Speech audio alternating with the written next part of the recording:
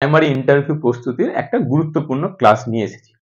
আজকের ক্লাসে অন্যান্য ক্লাসের মতোই বেশ কিছু গুরুত্বপূর্ণ টপিক যেটা তোমাদের প্রাইমারি ইন্টারভিউ এর জন্য বিশেষভাবে প্রয়োজন এবং সেই টপিক থেকে রিলেটেড কিছু কোশ্চেন্স এবং ইন্টারভিউ রেলিভেন্ট কিছু কোশ্চেনের উপযুক্ত উত্তর নিয়ে এসেছি।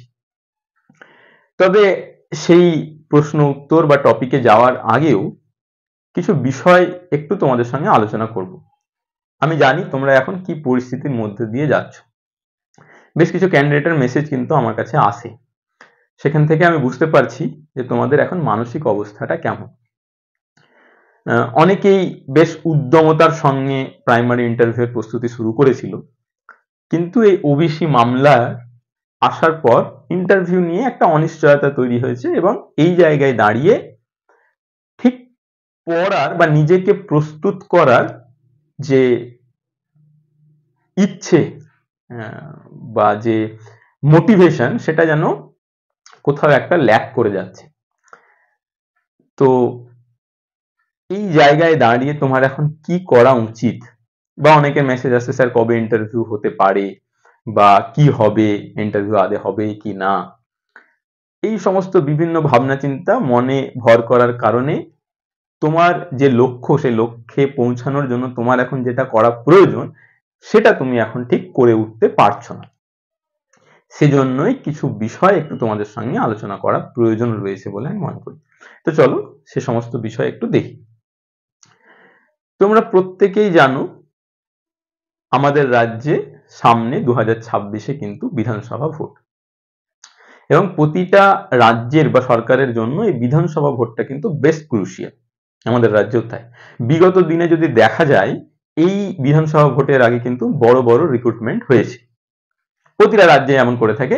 যেমন আমাদের পার্শ্ববর্তী রাজ্য বিহার, সেখানেই এবার বিধানসভা ভোট আছে, সে ভোটের আগে একটা বড় সংখ্যক কিন্তু শিক্ষক রিক্রুটমেন্ট হয়েছে। এবার আমাদের রাজ্যের রিক্রুটমেন্টের অবস্থাটা একটু দেখি কোন জায়গায় দাঁড়িয়ে আছে। প্রাইমারি না হয় থাকলো, অন্যান্য গুলোরই বা কেমন অবস্থা, সেগুলো কি করতে পারছে? তো সব কিছুর মানে সব জায়গায় রিক্রুটমেন্টের অবস্থা একই রকম, সব দাঁড়িয়ে রয়েছে। যেমন পিএসসি বেশ কিছু রিক্রুটমেন্টের নোটিফিকেশনই আনতে পারছে না এই ওবিসি মামলার দোহাই দিয়ে। ডাব্লিউবিপি পুলিশ রিক্রুটমেন্টের যে প্রসেস সেটা এগাতে পারছে না, এক্সাম হওয়ার কথা ছিল ডিসেম্বরে, সেই এক্সাম বন্ধ হয়ে পড়ে আছে। পিএসসির কয়েকটা এক্সাম হয়েছে, যেমন ক্লার্কশিপ, পিএসসি মিসলেনিয়াস, কিন্তু তার রেজাল্ট বেরাচ্ছে না, এখনো দুটো স্টেপ বাকি আছে ক্লার্কশিপের, এরপরে মেনের পরে কম্পিউটার এফিসিয়েন্সি, মিসলেনিয়াসেরও তাই মেন ইন্টারভিউ। তো এরকম কোন কোন রিক্রুটমেন্টের হয় ফার্স্ট স্টেপ হয়েছে, দুটো স্টেপ বাকি, কোনটার ফার্স্ট স্টেপই এখনো হয়নি। তো সে জায়গায় দাঁড়িয়ে যদি সামনেই এই মামলাটা কেটে যায়, তাহলে সরকারের কাছে সবচেয়ে মানে ফার্স্ট যে রিক্রুটমেন্টটা করতে পারবে বা যেটা ভোটের আগে আগেই করা সম্ভব, সেটা হচ্ছে কিন্তু প্রাইমারি টিচার্স রিক্রুটমেন্ট। কারণ এর সমস্ত প্রসেস প্রায় complete, just interview, only one step ahead and then recruitment. এই জায়গায় দাঁড়িয়ে আমি তোমাদের মধ্যে সেই সমস্ত ক্যান্ডিডেটকে কিছু বিষয় বলবো যাদের one and only option is primary teacher. তোমাদের মধ্যে যাদের একমাত্র অপশন বা লক্ষ্য এই প্রাথমিক শিক্ষকে হিসেবে নিজেকে দেখা, তাদের জন্য কিছু গুরুত্বপূর্ণ এরপরের কথা। তাহলে এই বিষয়ে মানে বর্তমান পরিস্থিতিতে দাঁড়িয়ে এটা বলাই যায় যে সামনে অন্যান্য রিক্রুটমেন্ট ভোটের আগে করতে পারবে কি না এটা নিয়ে একটা অনিশ্চয়তা থাকলেও প্রাইমারির সম্ভাবনাটাই বেশি হতে পারে। এবার তোমাদের যেহেতু একমাত্র অপশন বা লক্ষ্য প্রাথমিক শিক্ষক হিসেবে নিজেকে দেখার, সেই জায়গায় আমি বলবো যে অন্য কোনো কিছু, অন্য কোনো ভাবে বা শুধুই দুশ্চিন্তা করে টাইম ওয়েস্ট না করে নিজেকে কিন্তু একটু প্রস্তুত করা দরকার। এবার এখানে আসছে আদেও কি এখন থেকেই সঠিকভাবে প্রস্তুতি চালিয়ে যাওয়া উচিত? আমি বলবো কিন্তু উচিত। তার কারণ গত রিক্রুটমেন্টে এমন কিছু ক্যান্ডিডেট দেখেছি যারা ইন্টারভিউয়ের আগে আগে প্রস্তুতি শুরু করেছে এবং ঠিকঠাক করে উঠতে পারেনি। প্রাইমারি ইন্টারভিউ, সেখানে শুধু তো প্রশ্ন উত্তর নয়, সেখানে একটা ডেমোও থাকে। সবচেয়ে বড় কথা, আমি এর আগের ক্লাসে সম্ভবত ওই মার্কস ডিস্ট্রিবিউশন নিয়ে আলোচনা করেছি। ভাইভা অ্যান্ড অ্যাপটিটিউড টেস্ট দুটোই আলাদা আলাদা মার্কেট ডিফিশন ভাগ রয়েছে 5 করে। তা হলেও আমি প্যানেল থেকে যতটা বুঝতে পেরেছি, বা কিছু ক্যান্ডিডেটের সঙ্গে এর আগেও আমি কিছু ক্যান্ডিডেটকে প্রস্তুতি দিয়েছি, বেশ কিছু ক্যান্ডিডেট মকও দিয়েছে আমার কাছে, এবং তারপরে যে প্যানেল সেটা স্টাডি করে আমি দেখেছি যে সর্বোপরি ইন্টারভিউ একটা যোগ্য শিক্ষক বা শিক্ষিকা তারা চাইছে। ওই যে অ্যাপটিটিউড, সেটা হচ্ছে টিচিং এফিসিয়েন্সি কতটা, বা সেটাই পর্যালোচনা করা হয়। তো নিজেকে একটা আদর্শ শিক্ষক বা শিক্ষিকা হিসেবে তুলে ধরা ওই অল্প সময়ের মধ্যে বেশ চ্যালেঞ্জিং। তার জন্য আমার মনে হয় একটা সঠিক প্রস্তুতির প্রয়োজন রয়েছে। তো যখন একটা বিষয়ে নিশ্চিত যে ইন্টারভিউ হবে এবং রিক্রুটমেন্টের সম্ভাবনা হয়তো বা এই বছরই, 26-এ যেহেতু ভোট, তো সে জায়গায় এখন থেকেই প্ল্যান্ড ওয়েতে নিজের যেটুকু সময় পাওয়া যাচ্ছে অন্যান্য সমস্ত কাজ করে, সেটাতে নিজেকে মোটিভেট রেখে প্রস্তুতি চালিয়ে যাওয়া উচিত। এবং এই লক্ষ্যেই আমিও একটা পুরো কমপ্লিট প্রাইমারি ইন্টারভিউ প্রস্তুতির ফ্ল্যাগশিপ কোর্স বলতে পারো। তার কারণ সেখানে যেমন বিভিন্ন প্রশ্নের উত্তর, এক একটা মানে ওখানে প্রায় 50+ ক্লাস আছে, সেটা আমি তৈরি করলাম। পাশাপাশি এখনো আমি কাজ করেই চলেছি তার উপরে, পিডিএফ তৈরি করা। যেমন ওখানে প্রতিটা ক্যান্ডিডেটের সাবজেক্ট ওয়াইজ পিডিএফ দেওয়া হয়। কেউ বায়োসায়েন্স আছে, হয়তো তার 3টে সাবজেক্ট, তো সেই সাবজেক্টের থেকে কি কি রকমের প্রশ্ন আসতে পারে, বাংলায় অনার্সে কি কোশ্চেন আসতে পারে, তারপরে ডিস্ট্রিক্ট ওয়াইজ কেমন কেমন কোশ্চেন আসবে, দক্ষিণ 24 পরগনা থেকে কেমন ধরনের প্রশ্ন আসতে পারে, বিগত ইন্টারভিউ প্রশ্নগুলো স্টাডি করে এমনটা কিন্তু আমি তৈরি করে চলেছি।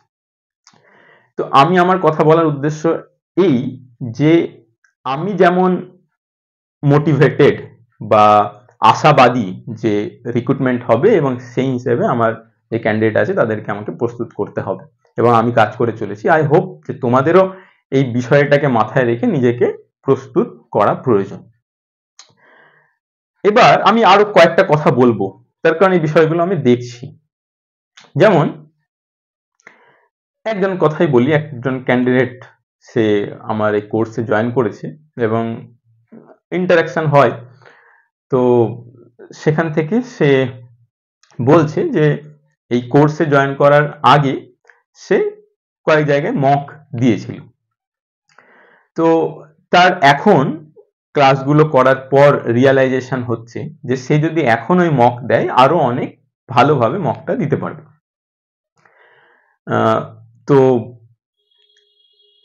বিষয় হচ্ছে এই যে শুধুই মক নয়, আমি নিজেও মক নিই, এবং আমার চেষ্টা থাকে যে ক্যান্ডিডেটকে শুধুই বলে দেওয়া নয় যে তোমার এই জায়গায় ভুল হচ্ছে, ওই জায়গায় ভুল হচ্ছে, বা এটা আরো ঠিক করে করতে হবে, এই জায়গায় ঠিক করো, মানে শুধুই জাস্ট পয়েন্ট আউট করে দেওয়া যে তোমার একটু ভুল হচ্ছে, তোমার ইমপ্রুভ করা দরকার, এটা না করে দিয়ে ভুলটা কি এবং ভুলের সঠিক উত্তরটা কি হবে সেটাও করে দেওয়ার আমি চেষ্টা করি। এবং আমার মনে হয় যদি তোমরাও কোথাও প্রস্তুতি নিচ্ছ বা মক দিচ্ছ, মক দেওয়ার পর তোমাদেরও এই বিষয়টা সুনিশ্চিত করে নেওয়া প্রয়োজন যে উত্তরটা করলে, যে ডেমোটা করলে, সেটার আরো বেটার কিভাবে করা যাবে সেটা সে সমস্ত টিচারদের থেকে জেনে নেওয়া, তবেই কিন্তু তোমার প্রস্তুতিটা কমপ্লিট হবে। আরো একটা বিষয়, মকে যে 10টা প্রশ্ন করা হচ্ছে সেটাই যে তোমার ইন্টারভিউ আসবে এমনটা নয়, আরো অনেক কিছু পড়ার বা প্রস্তুতি নেওয়ার প্রয়োজন রয়েছে। সে কারণেই এই যে আমার কোর্সটা, যেটা এতটা লেন্দি, 50+ ক্লাস বলছি, সেখানে প্রতিটা ক্লাস প্রায় 2 ঘন্টা থেকে 2.5 ঘন্টা, তার কারণ বেশ কিছু মক রয়েছে। মক কিভাবে, এই মক বলছি, বেশ কিছু মানে ডেমো রয়েছে, বেশ প্রায় আই হোপ যে প্রতিটা ক্লাসেই কিছু না কিছু ডেমো দেখানো রয়েছে, এবং কিভাবে যে প্রাইমারি ইন্টারভিউয়ের যে ডিমান্ড, যে ডেমোর ডিমান্ড, সেইটা করা যায়, কিভাবে আরো বেটার ডেমো দেওয়া যায়, ওই যে লক্ষ্য যে ইন্টারভিউয়ে 10 আউট অফ 10 স্কোর করা, সেটা যাতে সুনিশ্চিত করা যায়, সেই কারণেই এতটা লেন্দি একটা কোর্স বা এতটা লেন্দি একটা ক্লাস। সেই জন্য আমার মনে হয় যে আমি বলছি না যে শুধু এই কোর্স নেওয়ার, মানে আমার বলার উদ্দেশ্য এটাই যে সঠিকভাবে প্রস্তুতি নিতে গেলে কিন্তু এতটাই হয়তো তোমাকে সময় দিতে হবে। তো চলো আর বেশি কথা না বাড়িয়ে আমরা আমাদের ক্লাসে যাই। মিড ডে মিল স্কিম, বর্তমানে যেটা পিএম পোষণ যোজনা বা পিএম পোষণ স্কিম নামে পরিচিত, এটা প্রাথমিক স্তরের শিক্ষা ব্যবস্থার একটা গুরুত্বপূর্ণ অঙ্গ। এখান থেকে বেশ কিছু প্রশ্ন, যে প্রশ্নগুলো রিলেটেড টু দিস স্কিম হতে পারে, মানে স্কিম থেকে সম্পর্কীয় প্রশ্ন হতে পারে, আবার অনেক কিছু সিচুয়েশনাল কোশ্চেনের উত্তরের ক্ষেত্রে তোমার এই স্কিম সম্পর্কে কিছু তথ্য সেটা কিন্তু প্রয়োজন হতে পারে, সেটা আমি দেখাবো। আর একটা বিষয়, উত্তর করার ক্ষেত্রে তুমি যদি উইথ ডেটা উত্তর করো সেটা অনেক বেশি অ্যাকসেপ্টেবল হয়, অনেক বেশি ভালো হয়। ওই যে কোনো ক্যান্ডিডেট 10 আউট অফ 10 স্কোর করছে, মানে তার উত্তর এবং ডেমোর মধ্যে দিয়ে সেটা প্রুভ করেছে যে অন্যান্যদের থেকে সে কিন্তু বেটার। তো চলো দেখি, নতুন পিএম পোষণ যোজনাতে একটা রিভাইজড মেটেরিয়াল কস্ট এসেছে, মানে এর আগে যে পার হেড যে টাকাটা দেওয়া হতো সেটা বাড়ানো হয়েছে। আমি এর যে সরকারি যে ডকুমেন্টস বা নোটিফিকেশন সেটা আমি তোমাদের হোয়াটসঅ্যাপ গ্রুপে দিয়ে দেবো, ভিডিওর কমেন্টে হোয়াটসঅ্যাপ গ্রুপের লিঙ্ক থাকবে। আচ্ছা, এখানে প্রথমে যেটা লেখা রয়েছে আমি বলে দিই, কিন্তু উত্তরের ক্ষেত্রে মানে ইন্টারভিউ যখন উত্তর করবে তখন তোমরা এই যে লেখা রয়েছে এরকম হুবহু বলবে না, কিভাবে বলবে সেটা আমি বলে দিচ্ছি। মিড ডে মিল স্কিম বর্তমানে যেটি পিএম পোষণ না পোষণ শক্তি নির্মাণ, এই যে পোষণ কথাটা এটারই পুরো কথা হচ্ছে পোষণ শক্তি নির্মাণ নামে পরিচিত, ভারতীয় সরকারি এবং সরকারি সাহায্যপ্রাপ্ত বিদ্যালয়ে ওয়ার্কিং ডেজ গুলোতে মধ্যাহ্ন ভোজনের ব্যবস্থা করা, এই মিড ডে মিল স্কিমের মাধ্যমে। এই প্রকল্পের উদ্দেশ্য হলো বাচ্চাদের সঠিক পুষ্টি দেওয়া, যা তাদের শিক্ষা গ্রহণে সাহায্য করবে। বর্তমান শিক্ষা ব্যবস্থার যে লক্ষ্য শিক্ষার্থীর সর্বাঙ্গীন বিকাশ সাধন করা, সেই লক্ষ্য পূরণে এই প্রকল্প বিশেষ সহায়ক, এই কথাটা লেখা রয়েছে। এটা দেখবে, পড়বে, এবং তোমাকে যদি জিজ্ঞাসা করেন যে আচ্ছা মিড ডে মিল স্কিমটা কি, তখন তুমি বলছো যে sir mid day meal scheme, যেটা বর্তমান নাম পিএম পোষণ যোজনা, এই প্রকল্পে আমাদের যে সরকারি বিদ্যালয় এবং সরকারি সাহায্যপ্রাপ্ত বিদ্যালয়গুলো রয়েছে সেই বিদ্যালয়গুলোতে শিক্ষার্থীদের বাচ্চাদের মধ্যাহ্ন ভোজনের ব্যবস্থা করা হয় ওয়ার্কিং ডেজ গুলোতে। এবং এই প্রকল্পের উদ্দেশ্য হলো শিক্ষার্থীদেরকে সঠিক পুষ্টি দেওয়া, যাতে তারা শিক্ষা গ্রহণটা সঠিকভাবে করতে পারে, এবং বর্তমান শিক্ষা ব্যবস্থার যে লক্ষ্য শিক্ষার্থীর সর্বাঙ্গীন বিকাশ সাধন করা, সে লক্ষ্য পূরণে এই প্রকল্পটি বিশেষ সহায়ক। এবার এখানে একটা কিন্তু তোমাদের মনে একটু প্রশ্ন আসবে যে আচ্ছা আমাদের কি এতটা শুনবে, এতটা উত্তর কি শুনবে? তার কারণ এর আগে বিগত ইন্টারভিউ দেখা গিয়েছে কোনো কোনো ক্যান্ডিডেটের ক্ষেত্রে ইন্টারভিউ খুব তাড়াহুড়ো করেছে বা অল্প সময় দেওয়া হয়েছে, সেক্ষেত্রে কি পুরোটা শুনবে? সেক্ষেত্রে পুরোটা না শুনলেও উত্তরটা এমন ভাবে সাজানো রয়েছে যে তোমাকে যতটুকু শুনবে, এবং হয়তো এই পর্যন্ত শুনলো, তারপরে তোমার নেক্সট কোশ্চেনে গেল, কোনো অসুবিধা নেই। এই পর্যন্ত যে কথাটা বলা রয়েছে, মানে প্রথমে যেটা মেন কথা সেটা বলা রয়েছে, মিড ডে মিল স্কিম বা পিএম পোষণ যোজনা হচ্ছে আমাদের যে সরকারি বিদ্যালয় এবং সরকারি সাহায্যপ্রাপ্ত বিদ্যালয়গুলো রয়েছে সেখানে শিক্ষার্থীদেরকে সঠিক পুষ্টি প্রদানের জন্য মধ্যাহ্নকালীন ভোজন প্রদান করা, এবং বর্তমান শিক্ষা ব্যবস্থার যে লক্ষ্য শিক্ষার্থীর সর্বাঙ্গীন বিকাশ সাধন করা, সেই লক্ষ্যে প্রকল্পটি বিশেষ সহায়ক। তো তুমি যতটুকু বলতে পারছো, তোমার হয়তো মনে হতে পারে যে আমি কমপ্লিট হলো না, কিন্তু তোমার উত্তর আমি যে এমন ভাবে সাজিয়েছি যে পর্যন্ত মানে প্রথম টুকুটা যদি শোনে, প্রথম 2 লাইনও যদি শোনে, দ্যাটস ওকে।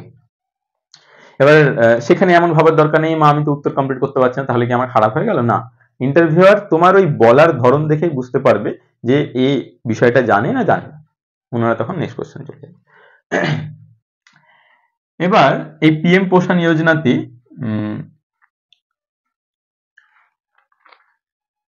যে ফুড গ্রেন মানে চাল, সেটা কিন্তু সরকারি সাপ্লাই থাকে।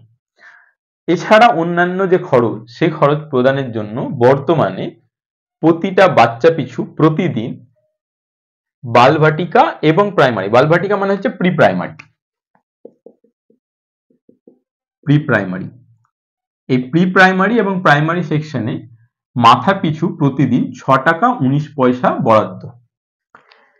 এবং এতে সেন্ট্রাল গভর্নমেন্ট এবং স্টেট গভর্নমেন্টের শেয়ার কতটা থাকে? একই রকম, এর আগে যেমন ছিল, সেন্ট্রাল গভর্নমেন্ট দেয় 60% এবং স্টেট গভর্নমেন্ট দেয় 40%। 60%-এ 6 টাকা 19-এর 3 টাকা 71 পয়সা হচ্ছে এবং 40%-এ 2 টাকা 48 পয়সা। আপার প্রাইমারিতে এই বরাদ্দটা থাকে 9 টাকা 29 পয়সা, 60:40, 5 টাকা 57 এবং 3 টাকা 72। এই জায়গায় অনেকে ইন্টারনেটে সার্চ করতে গিয়ে একটু বেশি কম বা এটা ওটা দেখে। তার কারণ হচ্ছে যে যেগুলো নর্থ ইস্টার্ন রিজিয়ন যে স্টেট গুলো রয়েছে, 7 সিস্টার্স আমাদের যে রয়েছে, এছাড়া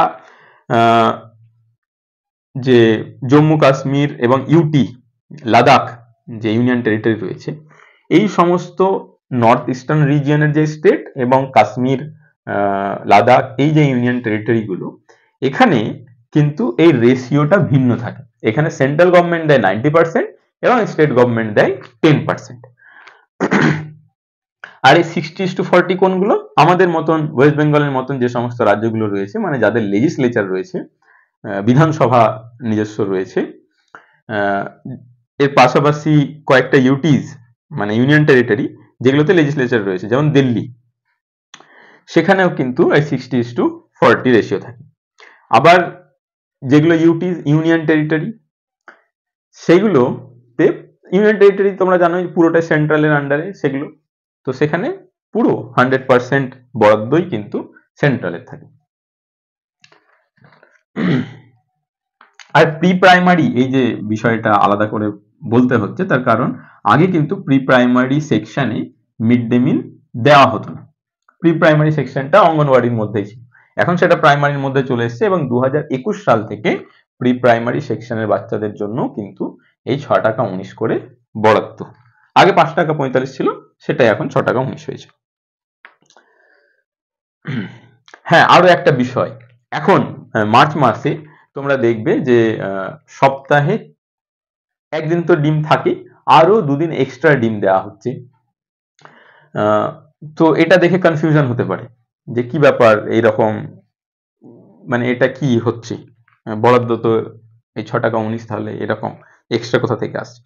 আসলে 31শে মার্চ পর্যন্ত সপ্তাহে অতিরিক্ত 2 দিন ডিমের দেওয়ার কথা বলা হয়েছে। তার কারণ 2024-25 অর্থবর্ষে শেষের দিকে বরাদ্দ বৃদ্ধির পর, 2024-25-এর শেষের দিকে বরাদ্দ বৃদ্ধি করা হয় এবং এই বরাদ্দ বৃদ্ধি করার পর কিছু টাকা অবশিষ্ট থেকে গেছে, মানে ওই অর্থবর্ষে মিড ডে মিলের বরাদ্দ যে টাকা, সেটা সম্পূর্ণভাবে খরচা হয়নি।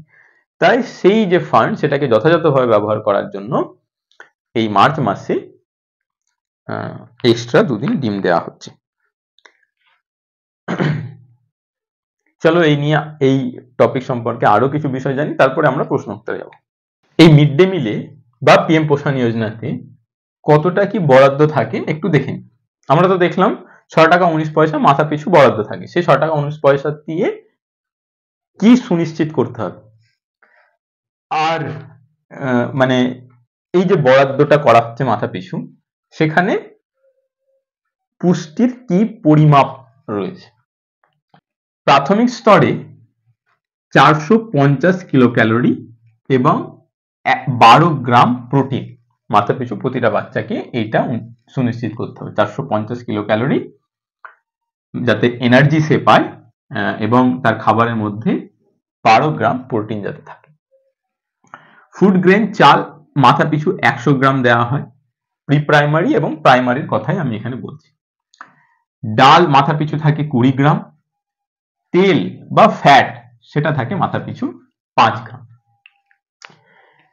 এই ফুড গ্রেনটা, চালটা বাদ দিয়ে দিলে রান্না করা, গ্যাস, আরো আনুষঙ্গিক রান্না করতে যা যা প্রয়োজন পড়ে, সবজি, ডাল, তেল এই সমস্ত কিছুই 6 টাকা 19 পয়সাতে করতে হবে।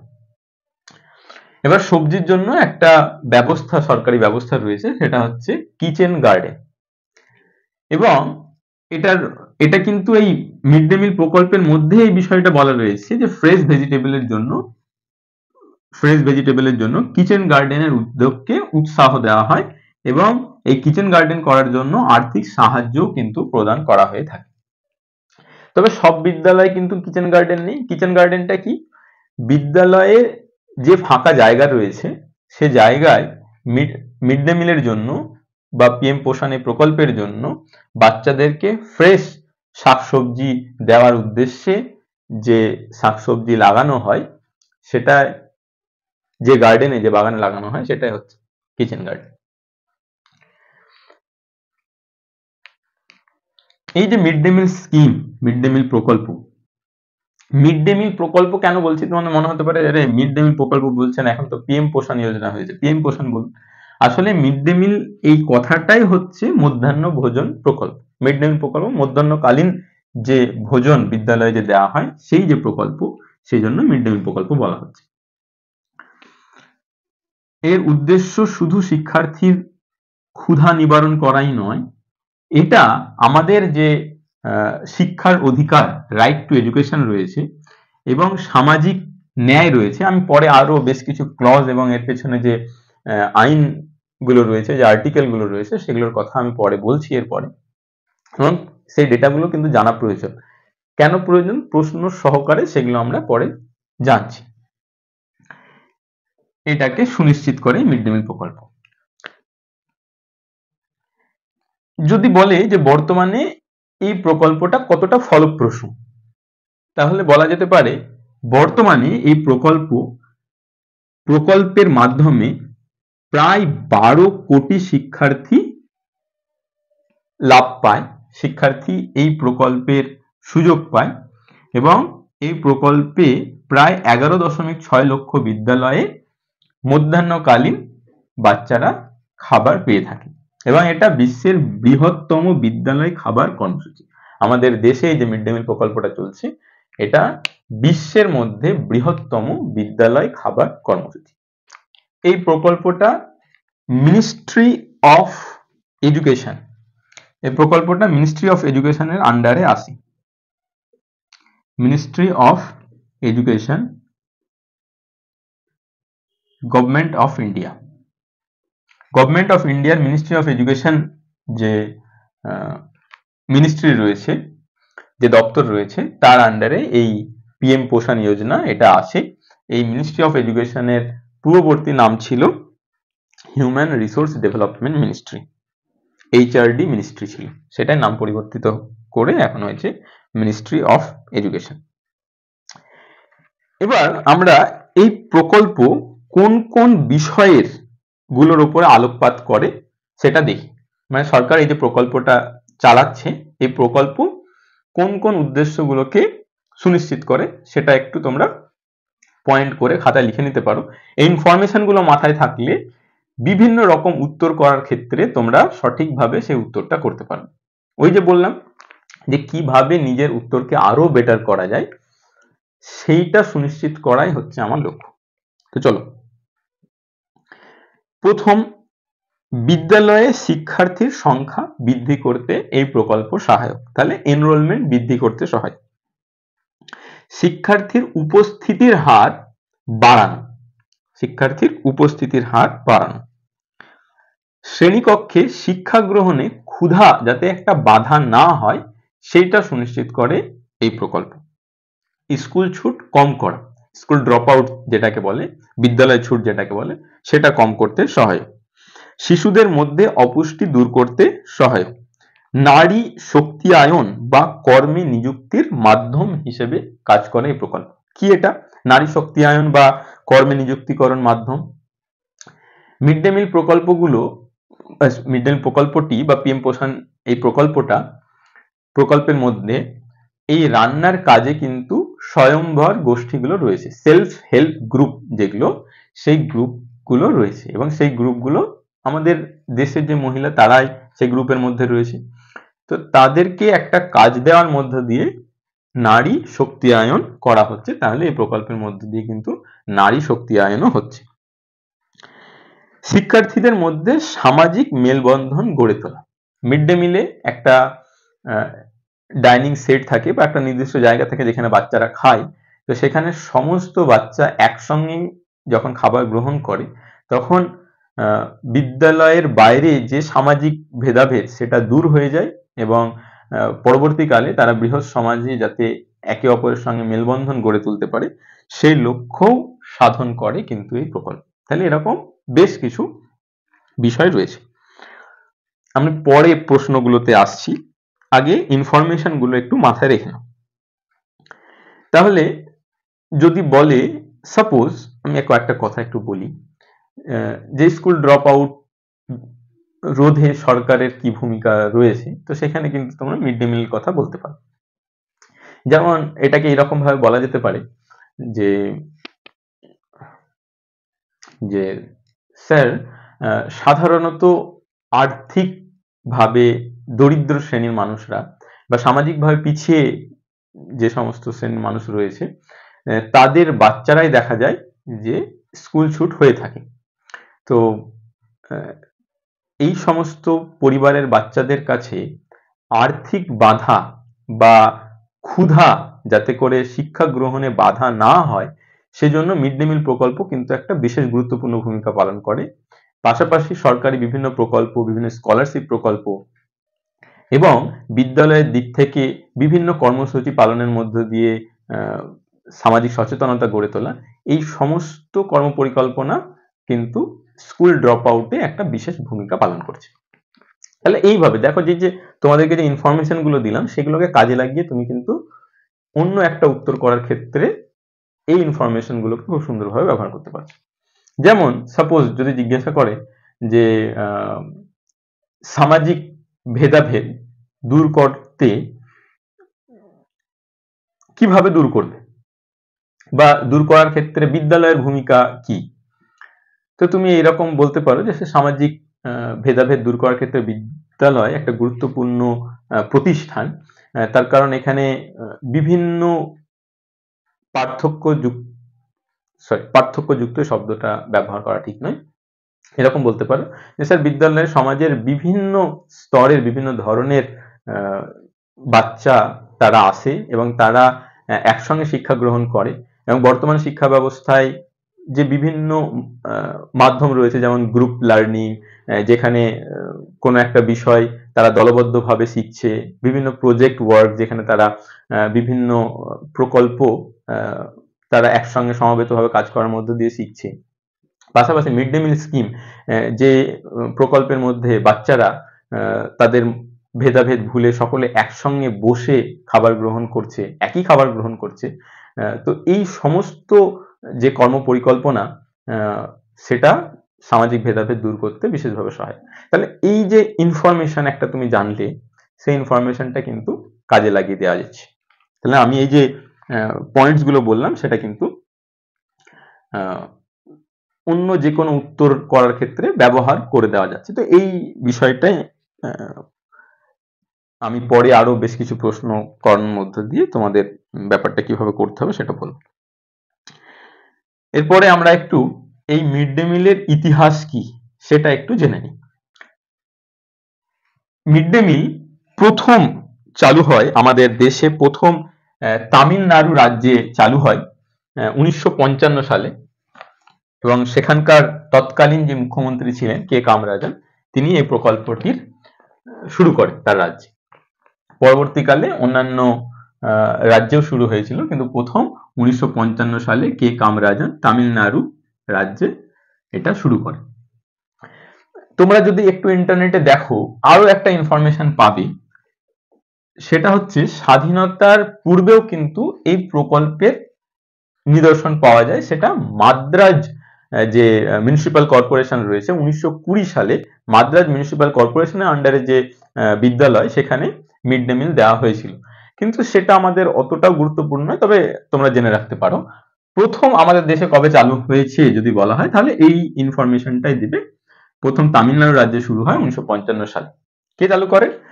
সেখানকার তৎকালীন মুখ্যমন্ত্রী কে কামরাজা।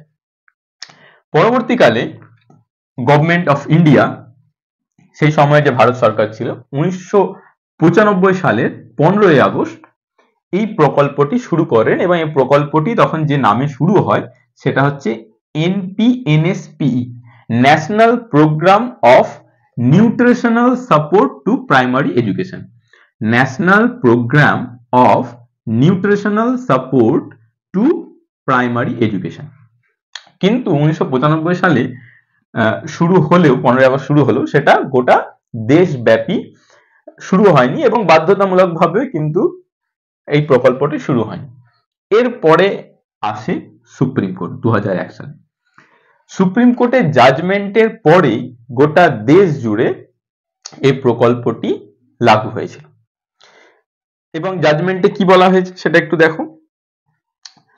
In November 2001, Supreme Court of India passed a mandate, একটা ম্যান্ডেট পাস করে। সে ম্যান্ডেটে বলে, we direct the state government or union territories to implement the mid-day meal scheme by providing every child in government and government aided primary school with prepared mid-day meal।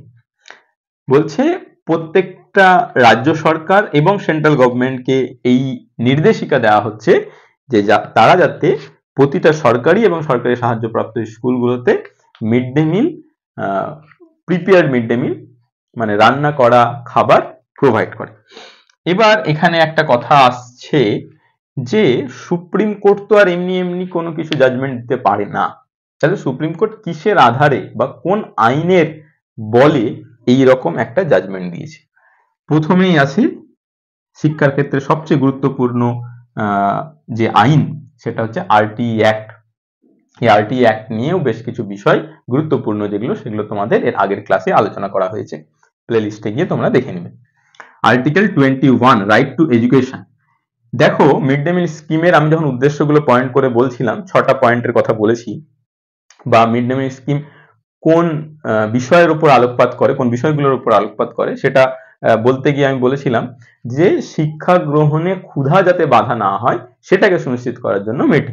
তাহলে শিক্ষা গ্রহণে, right two education, একটা বাচ্চার শিক্ষার অধিকারে যেটা বাধা হচ্ছে সেটাকে দূর করতে হবে এই আরটিই অ্যাক্ট কে সুনিশ্চিত করার জন্য মিড ডে মিল প্রকল্প। তারপরে আর্টিকেল 47, রাজ্য সরকারও দায়বদ্ধ, তার কারণ আর্টিকেল 47-এ রাজ্য সরকারকে নির্দেশিকা দেওয়া রয়েছে, এটা স্টেটস ডিউটি, স্টেটের কর্তব্য টু রেজ নিউট্রিশন লেভেল, বাচ্চাদের মধ্যে নিউট্রিশন লেভেলকে উন্নত করা হচ্ছে রাজ্যের কর্তব্য, সেটা আর্টিকেল 47-এ বলা হয়েছে। ডিপিএসপি, আমি এই সমস্ত আর্টিকেলের কথা আরটিই অ্যাক্টের সময়তেও বলেছিলাম। তারপর আর্টিকেল 24, প্যারাগ্রাফ 2C, সেখানে বলছে the constitution on the rights of child. Article 24 এর মধ্যে 2C-তে যেখানে বাচ্চাদের রাইটের কথা বলা রয়েছে, সেই বাচ্চার রাইটকে সুনিশ্চিত করার জন্য কিন্তু এই মিড ডে মিল প্রকল্প, যেটা এখন পিএম পোষণ যোজনা নামে পরিচিত। এই ম্যান্ডেট পাস করার পর থেকে এবার যদি অনেকের মধ্যে কনফিউশন থাকে তাহলে কি বলবো, যদি জিজ্ঞাসা করা হয় যে ভারতব্যাপী এই প্রকল্প কবে থেকে শুরু হয়েছিল, এবার এর উত্তর করতে গিয়ে অনেক জায়গায় অনেক রকম উত্তর পাবে, কনফিউশন। সেই কারণে এই যে ডেটাগুলো সেগুলো জানা প্রয়োজন। এর উত্তরে অনেকে অনেক রকম বলতে পারে, কিন্তু তুমি যখন বলবে তুমি এরকম বলছো, স্যার নভেম্বর 2001-এ সুপ্রিম কোর্ট ম্যান্ডেট দেয় যে দেশব্যাপী সমস্ত সরকারি এবং সরকারি সাহায্যপ্রাপ্ত বিদ্যালয়গুলোতে মিড ডে মিল প্রকল্প শুরু করতে হবে, এবং এই ম্যান্ডেটের পর থেকেই দেশব্যাপী মিড ডে মিল প্রকল্পটি শুরু হয়েছিল। কবে থেকে শুরু হয়েছিল এক্সাক্ট ডেট কিন্তু নেই, সেই কারণে আমাদের কাছে এই যে তথ্য 2001 নভেম্বরের জাজমেন্টের পরে পরেই শুরু হয়েছিল। কোথাও 2002, কোথাও 2003, কোথাও 2004 পাবে। কেন 2004 পাবে? তার কারণ 2004 সালে এই যে এনপিএনএসপি, এই যে প্রথমে 1995 সালে মিড ডে মিল প্রকল্প যেটা এনপিএনএসপি নামে চলছিল, সেটা 2004 সালে মিড ডে মিল স্কিম নামে শুরু হয়, রিনেম হয়। এই প্রকল্পটাকেই নতুন নামকরণ দেওয়া হয়, সেটা হচ্ছে মিড ডে মিল স্কিম। 2007 সালে আপার প্রাইমারিতে শুরু হয়, এবার 2007 সালে আপার প্রাইমারিতে শুরু হলো, কিন্তু উচ্চ বিদ্যালয়কে কেন শুরু হলো না? ক্লাস 8, 9, 10, 11, 12 এদেরকে বাদ দেওয়া হলো কেন? এদেরকে পুষ্টির প্রয়োজন নেই? এখানেও তোমার যে ইনফরমেশন আরটিই অ্যাক্ট সেটা আসছে। যদি এমন প্রশ্ন আসে তাহলে তুমি কি বলছো? তুমি বলছো যে স্যার, মিড ডে মিল প্রকল্প এটা দেশব্যাপী শুরু হয়েছিল সুপ্রিম কোর্টের 2001 সালের ম্যান্ডেটের পর থেকে, এবং সুপ্রিম কোর্টের এই ম্যান্ডেটের পেছনে সবচেয়ে বড় যে কারণ ছিল সেটা হচ্ছে আরটিই অ্যাক্ট। ক্ষুধা যাতে শিক্ষা গ্রহণের পথে প্রাথমিক স্তরে যে বাধ্যতামূলক শিক্ষা, সেই শিক্ষা গ্রহণের পথে যাতে বাধা না হয় সেটা সুনিশ্চিত করার জন্য মিড ডে মিল প্রকল্প। তাই প্রাথমিক স্তর মানে ক্লাস 8 পর্যন্ত এই মিড ডে মিল প্রকল্পটি শুরু হয়েছে বা মিড ডে মিল প্রকল্পটি চলছে। তাই 2007 সালে আপার প্রাইমারিতেও এই প্রকল্পটি শুরু হয়। তাহলে ডেটা সহ তুমি যখন উত্তর করছো, সেই উত্তরের অ্যাকসেপ্টেবিলিটি বাড়ে এবং তোমাকেও একটা মানে ওই যে একটা কথা আমি বারবার বলি, interview is all about two Impress the interviewer. তোমার বলার ধরন, তোমার ডেমো করানো এমন হবে যে ইন্টারভিউয়ারের মনে হবে যে বাহ, একটা কোয়ালিটি বালা বেশ মানে ভালো একটা ক্যান্ডিডেট আমরা পেয়েছি, যেন তারা এটা ডিফারেন্সিয়েট করতে পারে অন্য ক্যান্ডিডেটের সঙ্গে তোমার। তাহলে মার্কসটা ওই যে লেভেল 9 to 10 এই লেভেলে আসা যায়। আর উইথ ডেটা উত্তর করলে গ্রহণযোগ্যতা বাড়ে, ভালো লাগে শুনতে সেটা।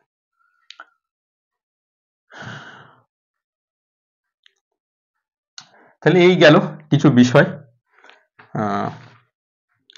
স্কুল ছুট নিয়ে কিছু সেগুলো পরে আরো কিছু পরে আমরা কয়েকটা সিচুয়েশনাল কোশ্চেন, বেশ গুরুত্বপূর্ণ ইন্টারভিউ এর পার্সপেক্টিভ থেকে। তো এমন কয়েকটা সিচুয়েশনাল কোশ্চেন, তার উত্তর কি হবে, উত্তরটা আমি লিখছি না, উত্তরটা আমি মুখে বলে দিচ্ছি, তোমাদের প্রয়োজনে তোমরা এটা শুনে শুনে লিখে নিবে। বা আমার মনে হয় যে উত্তরগুলো কিভাবে বলা হচ্ছে সেই বিষয়টাকে যদি রপ্ত করতে পারো তাহলে অনেক বেশি তোমাদের জন্য সেটা উপযোগী হবে। প্রথম প্রশ্ন, মিড ডে মিলের দায়িত্ব প্রধান শিক্ষকের থেকে কোনো স্বেচ্ছাসেবক সংস্থা গ্রহণ করুক, এ বিষয়ে আপনার কি মত? প্রশ্নটাই দেখো, শিক্ষকদের যেন দায়িত্ব কম করে দেওয়া হচ্ছে, বা এমন মনে হচ্ছে যে শিক্ষকরা সেই দায়িত্বটা যদি পালন করে তার পরিবর্তে স্বেচ্ছাসেবক সংস্থাকে যদি দেওয়া হয় তাহলে অনেক বেশি ভালো হবে, এইরকম একটা মিন করার চেষ্টা করা হচ্ছে। তো এই ক্ষেত্রে সর্বদা খেয়াল রাখতে হবে, যখনই শিক্ষকের এগেনস্টে কোনো কিছু মনে হবে, চেষ্টা করবে নিজের যুক্তি, বুদ্ধি এবং তর্ক দিয়ে শিক্ষক যাতে ঠিক এই বিষয়টাকে সুনিশ্চিত করা। তার কারণ তুমিও একদিন শিক্ষক হবে, তোমার মানসিকতার মধ্যেও যদি এই ব্যাপারটা থাকে তার মানে তুমি শিক্ষকের জায়গাটাকে লিমিটেড করে দিচ্ছ, সংকুচিত করছো। তো দেখো কি বিভিন্ন জায়গায় এরকম শুনে থাকবে যে স্বেচ্ছাসেবক সংস্থাকে দিয়ে দেওয়া উচিত মিড ডে মিলের দায়িত্ব, এটা ওটা, বা শিক্ষকদের কাজের অনেক প্রেশার থাকে, সে জায়গায় আবার মিড ডে মিল সামলানো সেটা অনেক বেশি সমস্যার হয়ে যাচ্ছে, তার পরিবর্তে কি এনজিও কে দিয়ে দেওয়া উচিত। এই সমস্ত ক্ষেত্রেই বিষয়টা কিভাবে শিক্ষকদের রাখা যায় সে বিষয়টাতে থাকতে হবে। আরেকটা বিষয় আমি এর আগে বিভিন্ন ক্ষেত্রে বলেছি যে যখনই দেখবে শিক্ষকের উপরে আঁচ আসছে, তোমাদের কাছে একেবারে ব্রহ্মাস্ত্র আছে যে পর্যাপ্ত শিক্ষক শিক্ষিকার অভাব। যদি সাফিসিয়েন্ট টিচার থাকে বিদ্যালয়ে তাহলে কোনো কিছুই শিক্ষকদের কোনো কর্ম সম্পাদন করাই শিক্ষকদের কাছে সমস্যার নয়, বড় কোনো ব্যাপার নয়, তারা সব করতে পারে। এই একটা ব্যাপার মাথার মধ্যে রাখতে হবে। তুমি এমনি বলছো যে স্যার ম্যাডাম যেই থাকুক, যে থাকবে তার দিকে উদ্দেশ্য করে বলবে, ম্যাডাম বিদ্যালয়ে যদি পর্যাপ্ত শিক্ষক শিক্ষিকা না থাকে সেক্ষেত্রে শিক্ষা প্রদানের পাশাপাশি মিড ডে মিল সামলানোটা প্রধান শিক্ষকের কাছে একটা সমস্যার হয়ে যায়। তবে এই যে মিড ডে মিল কর্মসূচি, সেটা বর্তমান শিক্ষা ব্যবস্থার যে লক্ষ্য শিক্ষার্থীর সর্বাঙ্গীন বিকাশ সাধন করা সেটা সুনিশ্চিত করে। প্রতিদিন একটা নির্দিষ্ট সময়ে গুণগত মানসম্পন্ন খাদ্য বাচ্চাদেরকে দেওয়ার মধ্য দিয়ে, এবং বিদ্যালয়ে উপস্থিত বাচ্চা সংখ্যা অনুযায়ী সেই পরিমাণ খাদ্য কিন্তু প্রতিদিন রান্না হয়ে থাকে। সেই জায়গায় যদি কোনো এনজিওকে দেওয়া হয় তাহলে সেটা সঠিক সময়ে এবং গুণগত মান বজায় রেখে টাটকা মিড ডে মিল বাচ্চাদের প্রতিদিন প্রদান করাটা আমার মনে হয় অনেক বেশি সমস্যার হবে। তার পরিবর্তে যদি বিদ্যালয়ে পর্যাপ্ত শিক্ষক শিক্ষিকা সুনিশ্চিত করা যায়, তাহলে শিক্ষক শিক্ষিকা তাদের কাছে তাদের বাচ্চারা স্নেহের আপন, তো তাদের বাচ্চাদের জন্য যেটা ভালো হবে, প্রতিদিন সেই রকম গুণগত মানসম্পন্ন খাদ্য তারা প্রদান করতে পারে। তো আমার মনে হয় যে প্রধান শিক্ষকের কাছেই দায়িত্বটা রাখা যুক্তিযুক্ত। এইভাবে তুমি বলছো, সেটা যেন সঠিক যুক্তি থাকে। তোমাকে হয়তো ওনারা ইনসিস্ট করবে, যখন প্রশ্নটা করা হচ্ছে তার আগে হয়তো ইনসিস্ট করবে যে প্রধান শিক্ষক অনেক কিছু থাকে বা পড়াতে হয়, এত কিছু করে কি রান্নার দিকটা সামলাতে পারবে, এর পরিবর্তে কি এনজিও কে দিয়ে দেওয়া যায় না, এইরকম ভাবে তোমাকে হয়তো প্রশ্নের আগে কিছু বললেন, বা এরকম বললেন যে অনেক ক্ষেত্রে দেখা যায় বিদ্যালয়ে ঠিকঠাক মিড ডে মিল দেওয়া হয় না, তো তার পরিবর্তে যদি এনজিও কে দিয়ে দেওয়া হয় সেটা কি ভালো হবে, বিভিন্ন স্বেচ্ছাসেবক সংস্থা। তো তোমার ক্ষেত্রে এই ব্যাপারটা থাকবে যে পর্যাপ্ত শিক্ষক শিক্ষিকা যদি সুনিশ্চিত করা যায়, তাহলে সঠিকভাবেই প্রতিদিন গুণগত মান বজায় রেখে শিক্ষার্থীর উপস্থিতি অনুযায়ী পরিমাণ মতো মিড ডে মিল মধ্যাহ্ন ভোজনে বাচ্চাদেরকে প্রদান করা যায়। এর পরের প্রশ্নে আসি, মিড ডে মিলে অবাঞ্ছিত কিছু পড়ে গেলে কি করবে। এক্ষেত্রে অনেক কিছু হয়ে থাকে, অনেক সময় বলে থাকে মিড ডে মিলে, ধরুন আপনি মিড ডে মিল দিতে যাচ্ছেন, সেখানে দেখলেন যে খাবারে পোকা পড়ে আছে, তা আপনি কি করবেন, বা টিকটিকি পড়ে আছে একজনের, যেমন প্রশ্নে দেখেছিলাম টিকটিকি পড়ে আছে, আপনি সেক্ষেত্রে কি করবেন। তার মানে বোঝা যাচ্ছে যে তুমি মিড ডে মিলের দায়িত্বে আছো এবং মিড ডে মিলে কিছু অবাঞ্ছিত পড়ে গেছে, যদি কিছু বলে দেয় তাহলে সেই রকম ভাবে উত্তর করবে, যদি নাও বলে দেয়, এরকম বলে অবাঞ্ছিত কিছু পড়ে গেল, তাহলে কি করবে। তাহলে অবশ্যই সেই খাবার তো বাচ্চাদের দেওয়া যাবে না, তার পরিবর্তে কি করা যায় সেটা তোমার থেকে জানতে চাইছি। তো তুমি এরকম বলছো যে স্যার খাবারে এমন কিছু অবাঞ্ছিত বস্তু বা কিছু পড়ে যে খাবারটা আমার শিক্ষার্থীর জন্য উপযোগী হবে না, সেক্ষেত্রে আমি সে খাবারটা তো বাচ্চাদের দেবই না, তবে আমি রান্নার যে মাসি দিদিরা রয়েছেন তাদের সঙ্গে কথা বলবো, যদি সময় থাকে সময়ের মধ্যে বাচ্চাদের পুনরায় খাবার রান্না করে দেওয়া যায় সেটা করার চেষ্টা করব। যদি এমন না হয় তাহলে সেই দিনের জন্য আমি বাচ্চাদের ড্রাই ফ্রুটের ব্যবস্থা করব। পাশাপাশি এই বিষয়টা আমি সুনিশ্চিত করব যাতে ভবিষ্যতে এমন ঘটনা আর না ঘটে। এবার দেখো, যদি কোনো পোকা বলে সেক্ষেত্রে তুমি বলছো যে স্যার যদি এমন কোনো পোকা পড়ে এবং সেই খাবারটা তো আমি আমার বাচ্চাদের দিতে পারি না, এই যে আমার বাচ্চাদের এরকম ভাবে বললে অনেক বেশি অ্যাফেকশনেট বোঝায়, যে এমন সে খাবারে মিড ডে মিলে যদি এমন পোকা পড়ে যায় তাহলে তো সে খাবার আমি বাচ্চাদের দিতে পারবো না। সেক্ষেত্রে আমি মাসিদের সঙ্গে কথা বলবো, যদি সময়ের মধ্যে পুনরায় খাবার তৈরি করা যায় তাহলে সেই খাবারটা তৈরির ব্যবস্থা করব। পাশাপাশি আর যদি না করা যায় তাহলে আমি সেই দিনের জন্য বাচ্চাদের ড্রাই ফ্রুটের ব্যবস্থা করব। পাশাপাশি এই বিষয়টা সুনিশ্চিত করব যাতে করে ভবিষ্যতে এমন ঘটনা না ঘটে। এই যে শেষের কথাটা, এটা খুবই গুরুত্বপূর্ণ। এবার প্রশ্ন দাঁড়াচ্ছে, আচ্ছা আপনি যে আবার পুনরায় খাবার করবেন, তো সেই খাবারটা কোথা থেকে পাবেন, সেই দিনের যে বরাদ্দ সেটা তো নষ্ট হয়ে গেল, তাহলে কোথা থেকে পাবেন। তুমি বলছো যে সেই সময় তো স্যার আমি আমার নিজের পকেট থেকেই টাকা দিয়ে খাবারের ব্যবস্থা করব, যাতে করে আমার বাচ্চারা সেই দিন না খেয়ে যেন ক্ষুধার্ত না থাকে। সাধারণত মিড ডে মিল যেহেতু প্রতিদিন পাওয়া যায়, বাচ্চারা সেই আশা নিয়ে আসে যে খাবার পাবো। পরবর্তীকালে আমি সেটা এসআই এর সঙ্গে বা আমার বিদ্যালয়ে যদি প্রধান শিক্ষক থাকেন তার সঙ্গে কথা বলবো, কথা বলে সেই টাকাটা কি করা যায় সেটা দেখব।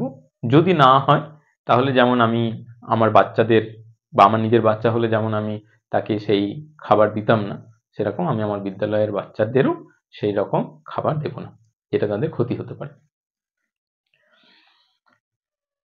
৩ নম্বর প্রশ্নটা দেখো, লিঙ্গ বৈষম্য ঠিক নয়, লিঙ্গ সমতার ধারণা শিক্ষার্থীর মধ্যে কিভাবে গড়ে তুলবে। লিঙ্গ সমতার ধারণা শিক্ষার্থীদের মধ্যে কিভাবে গড়ে তুলবে, এই বিষয়টা দেখবে খুব গুরুত্বপূর্ণ একটা ব্যাপার।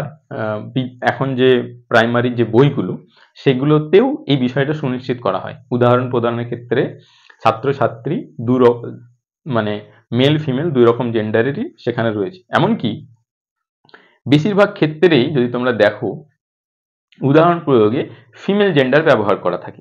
তার কারণ মেয়েরা সাধারণত ধরে নেওয়া হয় সমাজে সমতার ক্ষেত্রে মেয়েরা একটু পিছিয়ে রয়েছে। তো তারা যাতে সমতায় আসতে পারে তাই জন্য তাদেরকে বেশি করে এনকারেজ করা হয়। তো এই বিষয়গুলো একটু খেয়াল রাখতে হবে। আমি যদিও প্রাইমারি বইগুলো নিয়ে পরে একেবারে ডিটেইলড একটা ক্লাস দিব। প্রতিটা বইয়ে কি কি বিষয়গুলো তোমার জানা প্রয়োজন, পাশাপাশি সেই বইগুলো, যেমন গণিত কিভাবে পড়াবেন তার আলাদা বেশ কিছু মেথড আছে, বিভিন্ন সাইকোলজিস্ট তারা বলেছেন সেই ডেটা সহকারে সেই উত্তরগুলো করা যায় বেশ সুন্দর। আমি যে কোর্সের কথা বলেছিলাম সেখানেও এরকম ভাবেই ওই যে 50টা ক্লাস, এরকম অনেক কিছু বিষয় প্রতিটা ক্লাসে রয়েছে, পাশাপাশি ডেমো, বেশ কিছু ডেমো রয়েছে। তো এই প্রশ্নটাই আছে, লিঙ্গ বৈষম্য ঠিক নয়, লিঙ্গ সমতা ধারণা শিক্ষার্থীদের মধ্যে কিভাবে গড়ে তুলবে। তুমি এরকম বলছো, স্যার আমরা ট্রেনিংয়েও শিক্ষা প্রদানের ক্ষেত্রে এই বিষয়টা শিখেছি, বিদ্যালয়ের মধ্যে কিভাবে লিঙ্গ বৈষম্য দূর করা যায়। আমি যখন পড়াবো সেক্ষেত্রে উদাহরণ প্রয়োগের ক্ষেত্রে এবং বিদ্যালয়ের বিভিন্ন কর্মপরিকল্পনায় যাতে ছাত্রছাত্রী উভয়ের সমান অংশদারিত্ব ঘটে সে বিষয়টা আমি সুনিশ্চিত করব। এমনকি আমাদের প্রাথমিক বইগুলোতেও আমরা দেখেছি যে সেখানে বিভিন্ন উদাহরণ প্রয়োগে মেয়ে বা ছাত্রীর কথা বেশি বলা হয়ে থাকে। বিশেষত দেখা যায় যে মেয়েরা আমাদের সমাজে একটু পিছিয়ে রয়েছে, যাতে তারাও সমাজতার সঙ্গে আসতে পারে, সেই জন্য সে বিষয়টা। তো আমিও আমার শিক্ষার্থীদের বিভিন্ন অনুপ্রেরণামূলক গল্প বলবো যেখানে মেয়েরা যে সমস্ত কাজে দেখা যায় যে ছেলেদের অংশীদারিত্ব বেশি, সেই ক্ষেত্রে মেয়েরাও যে খুব ভালো কাজ করছে এমন বেশ কিছু মহিলার গল্প তাদের শোনাবো, তাতে করে তারা অনুপ্রেরণা পাবে। পাশাপাশি আমার মনে হয় যে ছেলেরাও যাতে করে মেয়েদের কাজ, এমন বেশ কিছু ক্ষেত্র রয়েছে যেখানে ভাবা হয় মেয়েরাই সে সমস্ত কাজে পারদর্শী, ছেলেরাও যে সে সমস্ত কাজে খুবই ভালো করছে এখন আমরা দেখতে পাই, এমন বেশ কিছু ক্ষেত্র রয়েছে। তো এমনও উদাহরণের কথা বলবো যাতে করে ছেলেরাও ভবিষ্যতে যখন বৃহৎ সমাজে যাবে তারাও কোনো ক্ষেত্রে বা কোনো কাজ করতে গিয়ে কুণ্ঠাবোধ না করে। এভাবেই আমার বিদ্যালয়ের শিক্ষার্থীদের মধ্যে লিঙ্গ বৈষম্যতা দূর করে প্রকৃত সমতা প্রতিষ্ঠার চেষ্টা করব। তো এইভাবে তুমি বলছো উত্তরগুলো। তো বলার ক্ষেত্রে এই যে বইয়ের রেফারেন্স টেনে আনা বা ট্রেনিং এর কথা বললাম, সে এইগুলো বলার উদ্দেশ্য হচ্ছে তুমি যে প্রাথমিকের বইগুলো সম্পর্কে পরিচিত এই বিষয়টা একটু জানিয়ে দেওয়া, কোনো একটা উত্তরের প্রসঙ্গে সেটা একটু বলে দেওয়া। আর তোমাদেরকে যখন আমি উত্তরগুলো বলছি চেষ্টা করবে এগুলোকে নিজের মতন করে গুছিয়ে আবার তৈরি করে নাও। তুমি শুনলে, শোনার পর তোমার তো একটা উপলব্ধি হলো, সেই উপলব্ধি থেকে তুমি তোমার মতন করে সেটা লিখো। তাহলে কি হবে, এই উত্তরটা ইন্টারভিউয়ে এই উত্তর বা এরকম কোনো রকমের প্রশ্ন আসলে সেটা তুমি তোমার নিজের মতন করে সুন্দর গুছিয়ে বলতে পারবে। আমি এমন অনেক ক্যান্ডিডেট দেখেছি যারা হয়তো জানে, নলেজেবল ক্যান্ডিডেট, কিন্তু তারা গুছিয়ে বলতে পারে না বা বলতে গিয়ে ভাবতে পারে না কি বলবে। বিশেষ করে সিচুয়েশনাল কোশ্চেনের ক্ষেত্রে বেশ সমস্যা হয়। তো কারণ হচ্ছে তাদের প্র্যাকটিস নেই, বলার অভ্যেস নেই, বা কিভাবে বলবে এর একটা ধারণা তার মধ্যে তৈরি হয়নি। তো এই যে উত্তরগুলো বলা হচ্ছে এগুলোর মধ্য দিয়ে নিজেদের মধ্যে কিভাবে প্রশ্নের উত্তর করা যায় তার একটা ধারণা তৈরি করো। আমিও ক্লাসের মধ্যে এই বিষয়টা নিশ্চিত করি যাতে করে ক্যান্ডিডেটকে যেমনই প্রশ্ন করা হোক না কেন সে তার উপযুক্ত এবং বেটার উত্তর দিতে পারে যে কোনো রকম সিচুয়েশন। আর আরো একটা বিষয়, আমি আজকের যে ক্লাস তার কমেন্ট সেকশনে হোয়াটসঅ্যাপ গ্রুপের লিঙ্ক দিয়ে দিব, সেখানে আমি বেশ কিছু পিডিএফ দিয়ে থাকি। এমনকি যে পিডিএফ এর কথা আমি আজকে ক্লাসের প্রথমে যখন ওই তোমাদের সেই ফ্ল্যাগশিপ কোর্সের কথা বলছিলাম, সেখানে যে ওই ডিস্ট্রিক্ট ওয়াইজ বিভিন্ন ডিস্ট্রিক্ট, কেউ হয়তো সাউথ চব্বিশ পরগনা আছে, সাউথ চব্বিশ পরগনা ডিস্ট্রিক্ট থেকে কেমন ধরনের প্রশ্ন ইন্টারভিউ করতে পারে, বিশেষত প্রাথমিক শিক্ষক নিয়োগ ইন্টারভিউ এর জন্য উপযোগী প্রশ্ন, এরকম পিডিএফ দেওয়া হয়। তো এই পিডিএফ গুলো কিছু কিছু আমি এই হোয়াটসঅ্যাপ গ্রুপেও দিয়ে থাকি। আগামীতেও এমন কিছু পিডিএফ তোমাদের দেব যেখান থেকে তোমাদের আশা করছি বিভিন্ন বিষয় জানতে পারবে এবং সেটা তোমাদের প্রাথমিক যে interview, primary teachers recruitment interview, সেই ইন্টারভিউর জন্য উপযোগী হবে। তো ব্যাস এইটুকুই।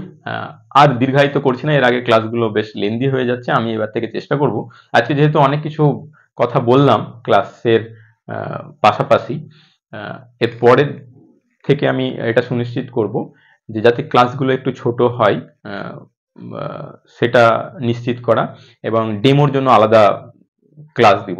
একই ক্লাসের মধ্যে প্রশ্ন ডেমো এটা করতে গিয়ে অনেকটা বড় হয়ে যাচ্ছে। এরপর আমি চেষ্টা করবো ডেমোর জন্য আলাদা করে ক্লাস দেওয়ার। আর ডেমোটা খুবই ইম্পর্টেন্ট একটা জায়গা, ডেমো নিয়ে অনেক কনফিউশন থাকে। তো আমি ভবিষ্যতে চেষ্টা করব তোমাদেরকে ডেমোর আলাদা আলাদা ক্লাস দেওয়ার। আর তোমাদের কি মনোভাব, মনে কি চলছে, কারো কোনো প্রশ্ন থাকলে সেগুলো তোমরা কমেন্ট সেকশনে রাখো। আমি ভবিষ্যতে যখন আবার ক্লাস নিয়ে আসবো চেষ্টা করবো তাড়াতাড়ি নিয়ে আসার, তখন তোমাদের সেই সমস্ত সমস্যাগুলো বা তোমরা কি চাইছো সেই অনুযায়ী ক্লাস যাতে দিতে পারি, সেই জন্য সকলে কিন্তু কমেন্টে তোমাদের মনের কথাটা জানি। প্রত্যেকে ভালো থেকো, আর উদ্যমের সঙ্গেই তোমাদের প্রস্তুতি চালিয়ে যেতে হবে। বিকজ আই থিঙ্ক এই সুযোগটা চলে যাওয়ার পর আবার নেক্সট সুযোগ কখন আসবে এটা বলাটা খুব কঠিন। ভালো থেকো প্রত্যেকে।